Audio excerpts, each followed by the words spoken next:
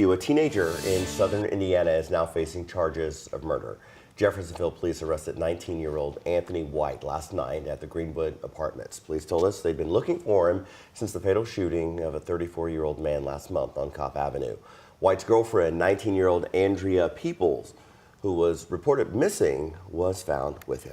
And 2 young people are in custody after a shooting inside a busy store. LMPD says a man was shot inside the Shorty's Food Mart in West Louisville at 17th and Broadway while it was full of customers. Officers have at least 2 juveniles in custody. They believe they have some connection to the shooting, but don't know if they fired the shots. Officers also think more young people are involved. The victim is expected to survive. An Indiana man convicted of killing 4 people has been put to death. It was the state's first execution in 15 years. According to the state's Department of Correction, Joseph Corcoran of Fort Wayne was pronounced dead just after 12:30 this morning. State officials say a powerful sedative was used, but provided few details on the process. No media witnesses were permitted under state law, making Indiana and Wyoming the only states where media cannot witness executions. Corcoran spent 25 years on death row. He was convicted of killing 4 people in 1997, including his brother, his sister's fiance, and 2 of their friends. Outgoing Governor Eric Holcomb announced last summer that Indiana would resume state executions. Last week, the Indiana Supreme Court denied a stay of execution, allowing his death sentence to stand. New developments now in the case of a former Catholic school teacher accused of sex crimes against children.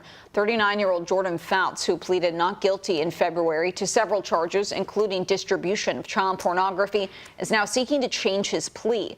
Investigators say Fouts manipulated student photos into explicit images and shared them with undercover officers while working at St. Stephen Martyr Catholic School.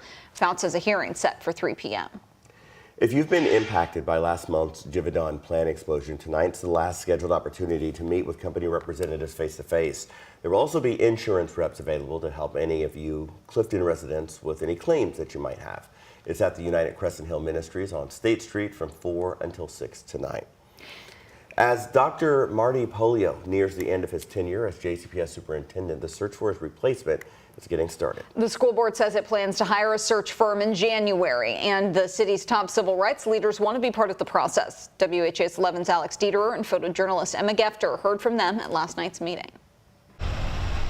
With only a semester left as JCPS superintendent, Marty Polio is focused on setting up his replacement for success. I would really like the new superintendent to be able to come in, hit the ground running, and not have to make some real tough decisions right off the bat. As for the search for the next district leader continues, local organizations are watching the process closely, including the new Louisville NAACP president, Raymond Burse. There's a new leadership in terms of the new superintendent be coming on board, new board members coming on board, and then we got the study commission that's looking at the possibility of breaking up JCPS. I spoke with the leaders of the Louisville branch of the NAACP who tell me one of their priorities moving into 2025 is being a part of the decision-making process and choosing the next JCPS superintendent. The NAACP must be involved in that selection. Board Chair Corey Scholl said that's the plan. A community advisory committee will be formed to give organizations, parents, residents a say in the next school leader. We want to make sure that we bring everyone along on this process, and so we want to provide as much transparency as possible and be as open with this process as we possibly can. Right now, the board is still selecting an executive search firm to lead the national search for a new superintendent, which is set to be chosen in January. Scholl says once the firm is selected, then the board will be able to start reaching out to the community and stakeholders for their feedback. Alex Dieterer, WHAS11 on your side. And we also got an update on JCPS transportation. Dr. Polio said he can't yet recommend reinstating routes for some magnet and traditional students because the district is still working to get the 60 TARC drivers it recruited on the road. Yeah, we're getting real close. So I think we're down to our last few. So we may have to, we'll probably do something in January with that. The district's original goal was to get those drivers certified and on the road by October. Once they're ready, Dr. Polio said he'll be able to make a recommendation to the school board to restore routes. The board then has to approve that proposal. Former Clark County Sheriff Jamie Knoll will have to pay his $2.8 million in restitution through a variety of different assets. Prosecutors just turned over a 12-page document listing everything they seized during the Knoll investigation, which resulted in his current prison sentence. And that includes 83 guns, lots of clothes, shipping containers, and 35 vehicles.